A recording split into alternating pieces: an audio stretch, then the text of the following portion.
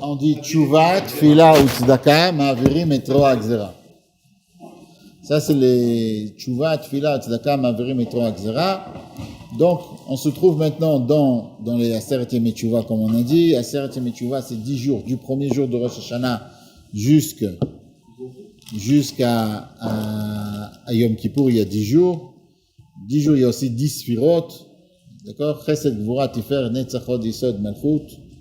C'est contre les 10 Sfirot. On sait que pendant les Aseret Yemei Tchouva, on a plusieurs Nusraot comme ça qu'on rajoute. On commence par Zochreinu Lechaim, d'accord? Après, on avance comme ça, on commence à dire d'abord Zochreinu Lechaim, après Mikamocha Avarachamim, Zocher Yitzuav Lechaim Berachamim, donc pas Chaim, mais Chaim Berachamim. Après, c'est Uktov Lechaim Tovim, Kol Veritecha. Après, on arrive à Besefer Chaim, Bracha, Bishalom, Parnassa, etc. Alors, il y a marqué comme ça dans les Rishonim, ils disent que d'abord on demande quelque chose de petit à Kadosh Baruch Hu. Après, on demande un petit peu plus. Dans le Beth Yosef, c'est marqué que c'est comme si quelqu'un il venait, c'est quand un pauvre il vient, il dit, est-ce que tu as un petit peu d'eau? On dit, est-ce que tu as un petit peu d'eau? Donne-nous de la vie. C'est pas important, la vie. Après, comme ça, il reçoit un verre d'eau, il est content. Il dit, tu sais, tu aurais pas quelque chose... Un coca. Non, pas un coca. Tu n'as pas un petit morceau de pain comme ça? Alors, ok, on lui donne un pain. Après, il dit, mais tu peux pas mettre sur le pain, tu peux pas mettre quelque chose aussi. Et après, comme ça, mais si on serait venu à Kadosh Baruch Hu, on lui aurait... Direct. Alors, ça c'est... Il y en a qui font un machal. Ça, c'est ce qui est marqué dans les... Il y en a qui font un machal. C'est comme quelqu'un qui promet à son fils, il lui promet une montre s'il est sage. Et il croit que le fils, il va être sage. Il lui achète la montre. Enfin, le fils, il n'a pas été sage. Mais la montre, il a déjà. Une montre en or, comme ça, une belle montre. Alors le père, il dit, je te donnerai pas la montre. Ok, pas de problème. Je te donnerai pas la montre. Pas de problème. Mais après, il vient, le fils, il dit, tu peux me prêter juste aujourd'hui, tu sais, il y a des copains, ils viennent. Je te la rends. Jusqu'à ce qu'il lui donne la montre. C'est un petit peu ce qu'on demande à Kadosh Baruch Hu. Allez, à Kadosh Baruch Hu. Donne-nous une chose.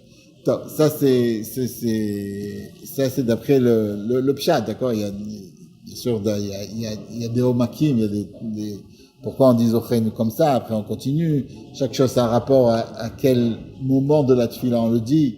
Donc c'est pour ça qu'on peut dire ça comme ça. Il faut savoir que tous ces rajouts qui ont été rajoutés dans la tefila, à part les 2 rajouts qui sont au milieu, surtout à Melech HaKadosh, c'est des rajouts qui sont du temps des Géonim. Donc, c'est presque 2000 ans. Hein. Et quoi, Melech HaKadosh, c'est quoi? Et Melech HaKadosh, c'est du temps de la Gemara.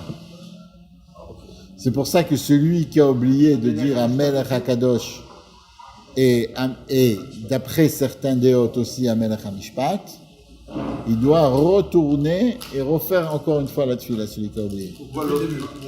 Depuis le début. Celui qui a... Alors, ça dépend où il se trouve dans la tefila. En fait, ça marche comme ça. Si on a dit au début, celui qui a oublié, par exemple, au début, les deux rajouts qui étaient du temps des Géonim, ou le choser à la tefila. Celui qui a oublié Mikamocha, Varachaman, Zocher, Tzor, il a oublié. Celui qui a oublié Zochen ou Lechaim, il a oublié. Donc, comme il a oublié. Et il peut rien faire. Par contre, à Melech HaKadosh, comme c'est marqué dans la Gemara, que dans les 10 jours, qui est entre Rosh Hashanah et Yom Kippour, il faut dire Amen HaKadosh. Celui qui a oublié, il n'a pas dit. S'il a rectifié ce qu'il a dit tout de suite, Torque des Dibour, c'est-à-dire tout de suite il a rectifié. La Gemara dit c'est quoi Torque des Dibour? Quand tu dis à ton ami Shalom Alecha Rabbi, il y en a qui disent Shalom Alecha Rabbi Omori, chacun. Ok? S'il a rectifié tout de suite, parce qu'il y en a qui peuvent dire Shalom Alecha Rabbi, il dit Shalom Alecha Rabbi, ça dépend. Regarde, s'il a rectifié tout de suite, alors dans ce cas-là, comme il parle, comme il parle, hein? Avant, la tefila, elle a été installée du temps de Anshe Knesset Agdola. Donc c'est Mishnah. Donc Anshe Knesset Agdola, ça serait même avant la Mishnah. Ok, ça veut dire qu'au temps de la Gemara, il faisait déjà Mincha. Anshe Knesset Agdola, on dit que Mordechai, il était du temps d'Anshe Knesset. Shimon HaTzadik aya misheyare Knesset Agdala. Donc, si tu veux, le Rishon, le dernier, il fait partie des Tanaïm. Dernière question, que je vais demander. Arvit, c'est Réchout, on est d'accord? De base. Oui, mais il faut comprendre ça veut dire quoi, c'est Réchout Si de j'ai base. oublié un Melech HaKadosh à Arvit, est-ce que je recommence quand même la Mida alors qu'elle est Réchout de base? Ok, puisque de toute façon, maintenant, on a fait sur nous une chova, de prière vite. Donc, comme c'est une chova, on recommence aussi à Arvit. À Melech HaKadosh. Il n'y a pas de différence. La seule différence à Arvit, c'est dans Ya'aleh ve'yavo, Rosh Chodesh. Mais Ya'aleh ve'yavo de Chol HaMoed, on recommence. Ya'aleh ve'yavo de Chol HaMoed, on recommence. Et pourquoi Ya'aleh ve'yavo? Bon, c'est pas le sujet. Mais de toute façon, quand on dit Reshut, la kavana elle est que si tu as à faire une autre mitzvah, alors dans ce cas-là, alors comme c'est Reshut, alors si tu as une autre mitzvah, alors là c'est une question. C'est-à-dire, dans Shacharit, tu as cette mitzvah et cette mitzvah, tous les deux c'est des mitzvot. Mais là, comme c'est Reshut, alors, bon, c'est pas le sujet maintenant, mais... Non, c'était juste l'idée de... Est-ce qu'on... Alors, ok. Alors, Bikitso, celui qui a fait Melech HaKadosh, il s'est trompé, alors qu'est-ce qu'il fait dans ce cas-là? Il recommence. Si c'est Torqué des Dibour, il recommence pas. Si c'est pas Torqué des Dibour, il recommence du début. Pourquoi il recommence du début? Par exemple, il a dit, Baruch Ata Hashem, Akel HaKadosh. Au lieu de dire, dans les 10 Tchouva, il a dit, hey, il recommence, Baruch Ata Hashem, Elokeinu Elokei Avoteinu. Cette fois-ci, il n'oublie pas de dire, Zochreinu Lechaim, s'il a oublié ça aussi. D'accord? Pourquoi? Parce que les premières brachot, c'est un paquet. C'est Kilu Chavila Achat. Ok. Et maintenant, Melech Oev Tzedaka ou Mishpat. Si au lieu de dire Melech Oev Tzedaka ou Mishpat, il a dit Melech HaMishpat, ça c'est une machloket. À l'inverse. Au contraire. Si au lieu de dire Melech HaMishpat, il a dit Melech Oev Tzedaka ou Mishpat, alors là c'est une machloket. Il y en a qui disent qu'il revient, il y en a qui disent qu'il ne revient pas sur la tefila. Mais à ce moment-là, de quel bracha il va revenir? Est-ce qu'il va revenir? C'est sûr qu'il doit revenir de Melech HaMishpat, ça dépend s'il a fini toute la tefila. Il n'a pas fini toute la tefila. D'après ceux qui vont d'après Chabad, alors ils refont toute la tefila Benedava. Et on n'a pas le droit de revenir. Ça c'est quoi? S'il a fait à finir la tefila, ou même s'il est pendant la tefila? Si, même s'il est pendant la tefila, il ne revient pas à Melech HaMishpat. Alors il finit la tefila, il refait Nedava. Ça c'est d'après Chabad, mais pas tout le monde est noé comme ça. Il y a beaucoup qui sont... Parce que j'ai lu dans les chemins clairs, juste il reprend depuis... Voilà. S'il n'a pas fini, il ira de la fin. Nachon. Ça c'est des svarades. Ça c'est... Nachon. Comme ça c'est là. Alors, Bezrat Hashem, on va avoir un Shabbat qui s'appelle Shabbat Vayelech, et tout de suite après, on va avoir Yom Kippour. Et comment la tefila de Yom Kippour, elle commence par... Lechaim. Lechaïli. Lechaïli aussi chez les... Mais Lechaïli, mais la tefila, elle commence par Kol Nidre.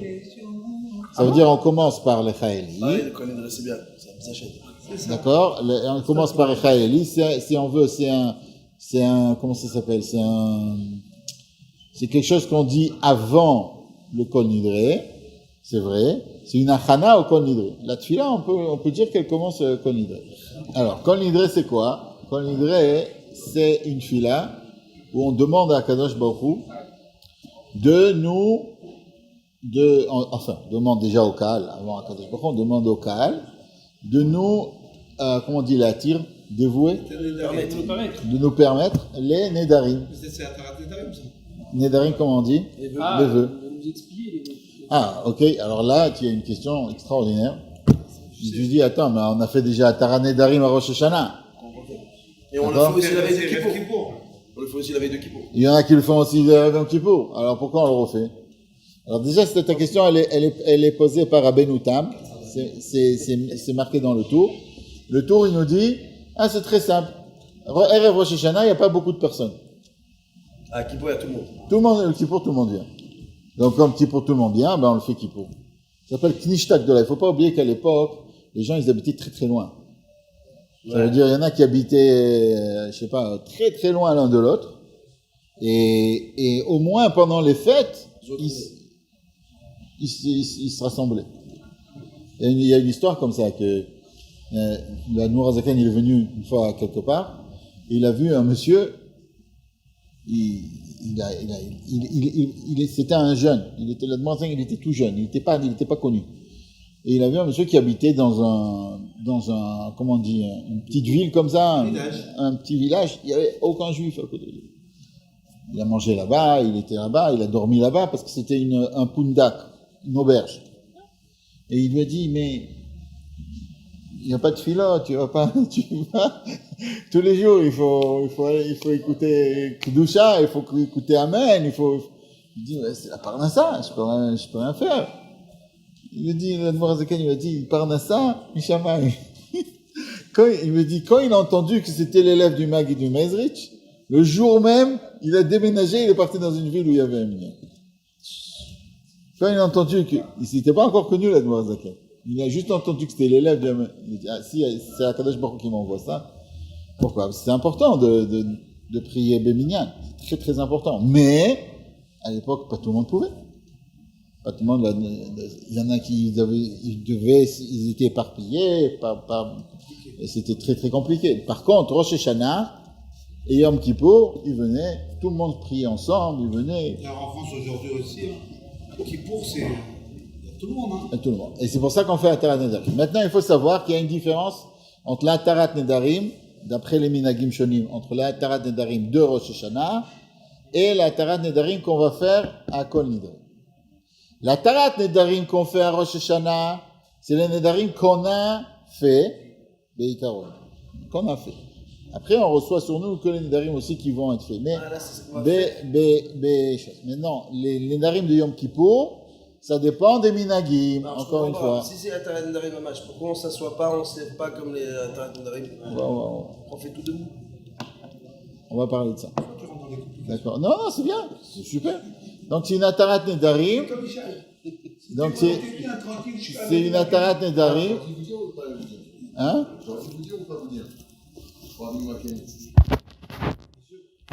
Non, pourquoi c'est important de faire Atarat Nedarim? Ça c'est une autre question.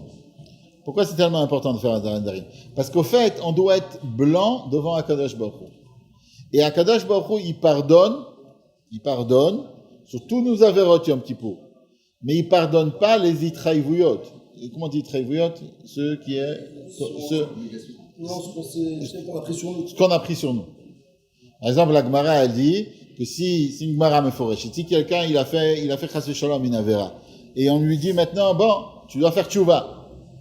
Mais avant de faire la Avera, il a pris un korban, il a dit ça va être un korban sur la Avera que j'ai fait. Et après, il a fait une tchouva shlema. Vraiment, une tchouva, il doit amener le korban ou pas? Encore? Non, bien sûr. Bien sûr, il doit amener le korban. Pourquoi il doit amener le korban? Parce qu'il était chayav d'amener un korban. Dès qu'il a dit je vais amener un korban sur une avera. Parce que quelqu'un, il a oublié de faire Kriyat Shema. D'accord? Il a fait mitzvah tasseh. Mitzvah tasseh. Qu'est-ce qu'on amène sur une mitzvah tasseh? Korban. Il a dit voilà, ça sera pour une korban. Après, il a fait tchouva mais ava. Il a tout le monde, etc. Il a rappelé de faire Kriyat Shema, de faire Birkat Hamazon, même il a fait une tchouva shlema, et plus jamais dans sa vie il a oublié. Mais s'il a pris sur lui d'amener un korban, même qu'il a fait tchouva, il doit quand même amener un korban. Donc, au fait, oui. Kriyat Shema, oui, c'est quelqu'un qui aujourd'hui, l'avantage, il faut faire tchouva. Tu vois? D'accord, chaque mitzvah tasseh, Birkat Hamazon, Kriyat Shema, Tfilin, tout ça c'est des mitzvot tasseh. Oui. Chaque mitzvah tasseh.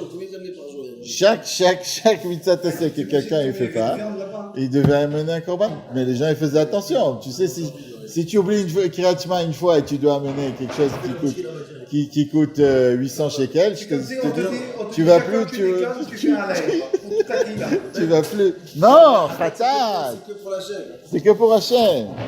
Alors, tu fais pour toute la quille, là. Pas tout, Ah, c'est mais... pas une avéra, c'est que tu as oublié. Ok. Tu as fait. Alors. C'est pas tu as fait une avéra, tu as été bidou, mais t'as. Bon, éliminé, ça on rentre pas dans ça. Si c'était Shogeg, si c'était Mézid, si c'était Anous. Je rentre pas dans ça. Bon, fait une Kali. Il a fait d'après le Geder que d'après la halakha. On va pas commencer maintenant à prendre le code Korbanot. Que d'après tu dois amener. D'accord? Quelqu'un, il a fait bébé Mézid, il a oublié Kiryat Shema, je sais pas. Dans ce cas-là, c'est sûr qu'il doit amener. Alors, qu'est-ce que je voulais amener? Je voulais arriver à dire que Akadosh Baruch Hu nous pardonne sur tout. Alors, s'il nous pardonne sur tout, alors on veut être clean. Maintenant, le Shita Mekubetzet, dans Masachet Baba Metzia, elle dit que quand on fait Atarat Nedarim, c'est une Atarat Nedarim que sur des vœux qu'on a oubliés au moment à maintenant. Ça veut dire, si tu as fait un vœu, par exemple, que tu vas donner à la tzedaka, ou tu vas faire ça, tu es obligé de le faire. Mais Atarat Nedarim, c'est que sur quelque chose que tu as oublié. Ça veut dire, tu as oublié que tu as dit à quelqu'un. Tu as promis, tu sais quoi, à partir de maintenant, on va faire un shiur tous les jours, le jeudi, ok, on a dit comme ça, on a fait un éder entre 2-3 personnes, on a commencé, et un jour on n'a pas pu, on a oublié. Alors dans ce cas-là, un Atarat Nedarim, c'est mauvais. Déjà, il nous rappelle. Il nous rappelle. Il faut nous rappeler, hein. Si on le rappelle après. Alors, si on te le rappelle après, alors à ce moment-là, c'est plus un néder qui a été oublié. La Tarat Nedarim, d'après le Shita Mekubetzet, c'est que sur les Nedarim qui ont été oubliés, et c'est pour ça que c'est très important de faire. Pourquoi? Parce que si quelqu'un il fait le don à la Beit Knesset, c'est pas juste un néder, c'est un petit peu plus. Parce que tu reçois quelque chose de B'tmura. Et non seulement tu reçois quelque chose de B'tmura, mais si toi tu aurais pas donné, il y aurait eu quelqu'un d'autre qui aurait donné. C'est pas ça un néder. Un éder, mais un éder c'est très très important, hein, c'est pas n'importe quoi. C'est pour ça qu'il y a marqué qu'il faut pas faire de nédarim, et c'est pour ça qu'il faut faire, à chaque fois qu'on fait une anaga tova, il faut dire bli néder. Surtout si, ou bisi atadishma, et bli néder, surtout si on le fait 3 fois. Mais, faut pas dire des bli néder sur n'importe quoi. Demain, je vais aller au zoo, bli néder. Quel rapport? Mais bli néder, c'est que sur une mitzvah. Ah, c'est-à-dire, on ne peut pas faire un éder sur quelque chose qui n'est pas une mitzvah. Non, ça s'appelle pas un éder. Je vais te frapper, c'est sûr. Hein? Je vais te frapper, c'est sûr. Est-ce que c'est un éder que je vais te frapper? Encore une fois. Neder, il y a quelqu'un, il peut faire un neder qui va faire quelque chose, mais ça, il doit le dire Belshon neder. C'est-à-dire, il doit dire, je fais un neder que je vais pas manger, chas v'shalom, du gâteau. Il a fait un neder. Ça, c'est un neder. Okay, ouais. Mais si quelqu'un, il dit, je vais manger un gâteau, ou je vais pas manger un gâteau comme ça, c'est pas un neder. D'accord? Par contre, s'il dit, je vais étudier demain un pérec de Gemara, même qu'il n'a pas dit Beleshon Neder, il a juste dit je vais étudier un pérec de Gemara, ça peut s'appeler un Neder, et pour cela, on fait Atarat Nedarim. Pour se dire que si, par exemple, on a oublié qu'on a dit ça et qu'on n'a pas fait ça, pour ça que si on dit, par exemple, je vais demain étudier un pérec de Gemara, il faut dire Bli Neder. Tous les jours, je dis ça, moi. Alors, encore une fois, je répète, un éder, quelqu'un il dit un éder, c'est sûr que c'est un éder, sur n'importe quoi, mais si quelqu'un il dit quelque chose de bien, ou d'après certains poskim, s'il fait même un maaseh tov, qui croit devant 3 personnes, il y en a qui disent comme ça, même devant 3 personnes, même une fois, ça peut s'appeler un éder. Ou alors, s'il fait 3 fois quelque chose, ça peut s'appeler un éder. C'est pour ça qu'on est méfirim avant, au début de l'année, on va faire tous les nedarim qu'on va faire pendant l'année. Alors, j'ai dit, il y a 2 nusrot sur Kol Nidre. Il y a un nusra, c'est tout ce qu'on a fait avant, dans l'année dernière, et il y a des nusrot, tout ce qu'on va faire l'année prochaine. Okay. Ça, c'est les 2 nusrot. Ça dépend des kehilot. Et comment on peut être métier un vœu? Dehin darna ou denan darna. Mais comment on peut faire? Comment c'est possible? Alors ça c'est une Gemara dans Masachet Rosh Hashanah qui dit Omed Adam b'Ma'aleh Shabbata, l'homme il se tient juste avant l'année.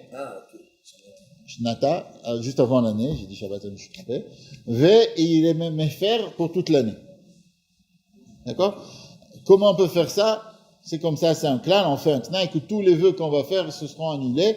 Mais encore une fois, les khatrila, parce qu'il y a des poskim, parce que est-ce qu'on s'est rappelé du tnaï qu'on a fait le vœu, on ne s'est pas rappelé du tnaï. Il y a beaucoup, on ne va pas rentrer dans ça. C'est pour cela que chaque fois qu'on dit qu'on va faire une mitzvah, avant il faut dire bli neder. Mais si c'est pas une mitzvah, on n'a pas besoin de dire bli neder. D'accord? Maintenant, même si on fait 3 fois, c'est pas parce qu'on a été 3 fois au zoo qu'on doit aller au zoo. Non, c'est là, mais si 3 fois tu as été dans un chiour, alors oui, ou alors on dit bli neder. Je pense qu'il faut continuer là-dessus. Voilà. Alors après, où on était, alors ça c'est le Nedarim. Alors, pourquoi on fait un Nedarim avant Yom Kippour? Pour dire à partir de ce moment, on veut être clean devant Akadosh Baruch Hu. Tout ce qu'on se rappelle, on va faire. Tout ce qu'on se rappelle pas, si on a fait une mitzvah, etc. On veut qu'Akadosh Baruch Hu nous pardonne. Et on le fait comme ça, d'Avka Rev Yom Kippour, pour qu'il y ait beaucoup de personnes qui viennent, etc. Mais ça n'explique pas, c'est bien, c'est un perouche nachon, c'est vrai ce que je viens de dire, mais ça n'explique pas pourquoi les gens, ils sont tellement mitragshim de Kol Nidre. Voilà, pourquoi, alors il y en a qui disent, c'est le commencement de Kippour. Ok, d'accord, c'est le commencement. Mais Adain, c'est pas compréhensible pourquoi les gens, ils sont tellement mitragshim. Pourquoi tellement, quel rapport entre la neshama? Alors il y en a qui disent, ça j'ai vu ça dans plusieurs livres, mais c'est des chidushim. Ça veut dire c'était pas comme ça avant. Ils disent comme ça que c'est parce que c'était du temps des Anoussim. Comment on dit Anoussim? Ils s'appelaient les Marans. Comment on dit les ceux qui sont forcés voilà. Du temps des ceux qui ont été forcés du temps de l'Inquisition. Alors ils se rassemblaient comme ça et ils disaient tous les vœux qu'on a fait à une autre religion ou quelque chose comme ça, ils sont annulés, mais nous, parce qu'on veut rester juifs. Ok, c'est un peu rouge. Ça aussi, c'est possible que c'est vrai, mais c'est pas compréhensible pourquoi nous, on est tellement mitrachim de cette fille. Bon, il faut savoir qu'avant qu'on nidre, on dit Or zaru ala tzadik ou l'ishrelev simcha. On veut rappeler aussi que Rabbi Akiva, à ce moment-là, il a été brûlé à Kiddush Hashem, pas juste brûlé, il a été torturé à Kiddush Hashem par les Romains. D'accord? Et il y a un kesher gadol entre Rabbi Akiva et Yom Kippour. La fin de Yom Kippour, la fin de toute la Gemara de Yom Kippour, c'est Masechet Yoma, elle nous parle une Mishnah, c'est la Mishnah de Rabbi Akiva. Okay? Hashem, Israël, etc. Mim eter etrem, etc. On va parler de ça à la fin. Bon, alors, donc on a la question qui se pose, pourquoi les gens, ils sont tellement mitrekshim de Kol Nidre? Pourquoi? Il y a beaucoup de mitzvot qu'on fait, etc. Quel rapport avec Kol Nidre et la Neshama, notre Neshama? Il y a comme ça, j'ai entendu une histoire comme ça, il y avait quelqu'un qui était très très loin du judaïsme. Il y a plein d'histoires comme ça, et il voulait complètement laisser tomber le judaïsme. Sa mère, elle lui a dit, va à Kol Nidre, va écouter Kol Nidre. Une vraie histoire.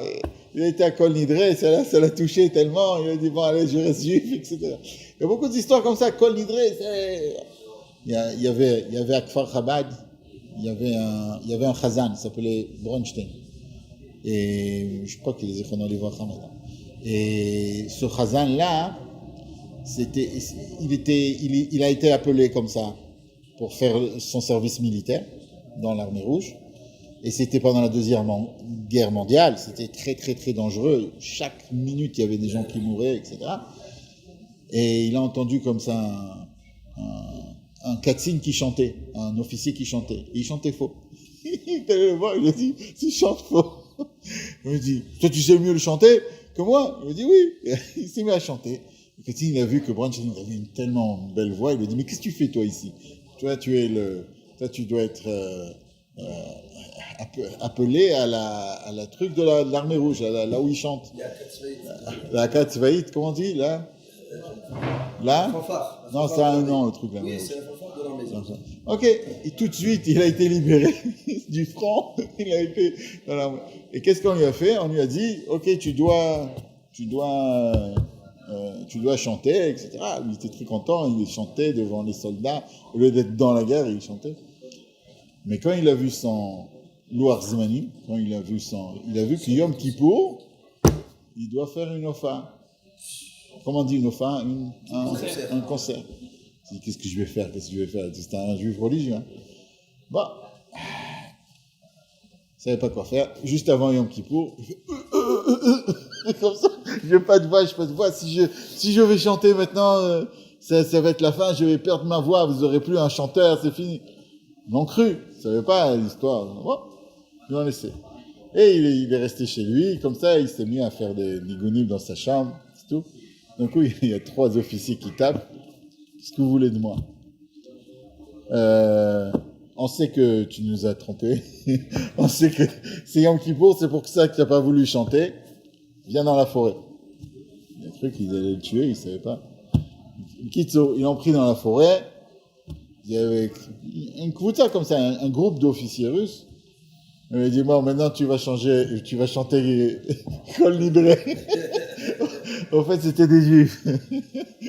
Ils ne pouvaient pas le prendre de manière normale. Et il leur a chanté Kol Nidre, etc. Il raconte comment tout le monde... Il leur a chanté Kol Nidre, je crois encore un nigoun, je ne me rappelle plus quoi. Et il y a un autre nigoun un nigoun chassidi Chabad très très connu. Et de Poltova, je crois. Et Bémet, tout le monde s'est mis à pleurer. Pourquoi Kol Nidre c'est tellement draguesh? Alors j'ai vu dans l'Écoutei Torah, au début, il ne parle pas de Kol Nidre. L'Écoutei Torah, c'est un livre du Admour Hazaken. Il parle de Atarat Nedarim. Et il dit, c'est quoi une Avera? C'est quoi le mot Avera? Ça veut dire quoi le mot Avera? Over, c'est passé. C'est passé, d'accord? Ça veut dire Akadosh Baruch Hu, il te dit de faire quelque chose, et toi, tu passes au-delà que Akadosh Baruch Hu, il te permet. Ouais, mais c'est quoi un Issour? Ça veut dire quoi le mot Issour? Interdit. Issour, c'est interdit, mais ça vient de quel shoresh? Les essents, interdire. Mais d'où ça vient? Épreuve, peut-être. Non, Issour, ça vient du mot Kashur. Cachour. Ok. Il n'y a aucune lettre qui va ensemble. Ah, ok. Alors, ok. Issour, en araméen, ça veut dire Kashur. Ah, non. Ouais. Beit ha-asurim. Beit ha-asurim, pourquoi c'est prison? Capturé. D'accord? Beit ha-asurim. Ok? Alors, les Issar al-Afsho, le Neder, c'est Asur. D'accord? Dans Atarat Nedarim, on va dire Kol Nedare ve Essare. Essare, c'est tout ce qu'on s'est interdit. Pour que c'est pas ce mot interdit, tout ce qu'on a été attaché. En fait, pendant toute l'année, d'accord, il y a un certain système de Essare. D'après le Zohar, le Kol Nidre, on dit à Akadosh Baruch Hu B'chlal. Le Zohar, ça va très très haut. Le Kol Nidre, on dit à Akadosh Baruch Hu. Toi, tu as peut-être juré de faire comme ça, que celui qui fait des choses pas bien, alors il doit recevoir comme ça et comme ça. On dit à Kadosh Baruch Hu, on t'ouvre, tout est sari. C'est très fort, quoi, d'après le Zohar. Et on parle à Kadosh Baruch Hu. Kol Nidre, c'est pas pour nous, c'est pas que pour les hommes. C'est pour les hommes, mais aussi ça va sur Klapé Mala. Qu'on dit à Kadosh Baruch Hu, même si tu as fait un neder ou tu as décidé de faire une décision, tout ce qu'Akadosh Baruch Hu décide, c'est une mitzvah. Si on peut penser comme ça. Même si tu as décidé de décréter sur quelqu'un quelque chose de mal, allez, en tant que Beidin du bas, on te permet d'annuler le décret. D'après le Zohar, on comprend pourquoi les gens, ils pleurent à Kol Nidre. Mais d'après le sens simple, même si on dit que ça va sur nous, l'année dernière, on était essarés, on était attachés avec tout ce qu'on a fait pendant l'année. Quelqu'un, il fait une avéra, une fois qu'il fait une avéra, il est attaché avec cette avéra. Il ne peut pas la laisser. Quelqu'un qui s'est habitué à faire quelque chose, c'est très très très dur de s'arrêter. Il est assou, il est kachou. Et on demande à Kadosh Baruch Hu, ouvre-nous ce kéchir-là. Ouvre-nous cette comment ça s'appelle, ce lien. Il y en a un qui m'a raconté comme ça, qu'au début, il était juste comptable. Après, il a compris que c'était un comptable de quelque chose de pas bien. Mais après, il était dedans. Il pouvait plus rien faire. Il pouvait plus se séparer de cette chose qui était pas bien. Parce qu'ils lui ont dit, si tu es pas avec nous, on te dénonce. et ça a été très très dur pour lui. Il m'a raconté comment ça a été très dur pour lui de sortir de ça. Au début, il a compris que c'était pas bien, mais il s'est dit, bon, moi, je suis juste content, moi. Je suis pas dedans, hein. J'ai rien fait. C'est-à-dire, et nous, des fois, quand on est dans la Avérote, c'est la même chose. On n'est pas que comptable. On rentre dedans, on rentre dans l'Avérote, on n'arrive plus à se serrer. Alors, on demande à Kadosh Baruch Hu, ouvre-nous ça, ouvre-nous. Tous les sarim qu'on a, tout ce qu'on a, ouvre-nous. Et c'est pour ça qu'on rappelle, et il faut savoir une autre chose, que Rabbi Akiva, il nous dit comme ça. À la fin, il nous dit que ma mikve meter et tatmeim, af akadosh baruch hu meter et Israël. On a parlé de Rabbi Akiva, et c'est la dernière Mishnah de Yoma. Ça veut dire quoi? Le mikvé, il purifie les impurs. La même chose, akadosh baruch hu, il purifie le peuple juif. Ça veut dire quoi, le mikvé, il purifie les impurs? Ça veut dire comme ça, que même si quelqu'un, il a plusieurs impuretés, d'accord? Et le mikvé, il peut purifier une des impuretés, malgré que les autres impuretés vont rester.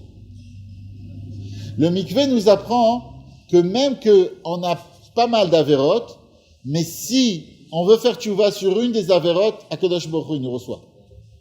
Ça veut dire que c'est pas parce qu'on n'est pas parfait qu'il faut pas avancer. Enfin, je vais donner un exemple. Quelqu'un, chas v'shalom, à l'époque, un Kohen qui a touché un mort, d'accord? Et il avait une mitzvah de faire ça. Par exemple, les 7 personnes qu'il a le droit Aviv, Imo, son père, sa mère, etc., de s'approcher, d'accord? Parce qu'un Kohen, il n'a pas le droit de s'approcher de quoi que ce soit qui n'est pas vivant. Donc, il s'est rapproché, donc il est tamé. Et après, il a touché aussi un sheretz. Il a touché quelque chose d'autre, où il a une autre touma. Pas un sheretz, mais il a une autre touma sur lui. Il peut aller au mikvé pour être taor de la petite, si on peut appeler comme ça, touma. Ça veut dire qu'il n'y a pas besoin d'être complètement, le mikvé, il peut prendre quelque chose et le purifier. Et ça, c'est ce qu'on nous apprend Yom Kippour. Même si on est attaché, on a plein d'attaches, Akadosh Baruch Hu, il nous purifie. Il nous dit, ok, vous avez plein d'attaches, mais au moins, donc vous voulez faire tchouva dans ça, Akadosh Baruch Hu nous purifie dans ça. C'est pour ça que tout le monde est mitrakesh, on sent ça dans notre neshama, que Akadosh Baruch Hu nous donne la possibilité d'oublier tout ce qu'on a fait l'année passée et de commencer une nouvelle année. Et ça, c'est le vrai moment, à Yom Kippour. À Yom Kippour, à Kol Nidre, chaque juif peut recevoir sur lui ce qu'il y a eu, il y a eu. Et à partir de maintenant, on peut commencer une nouvelle page.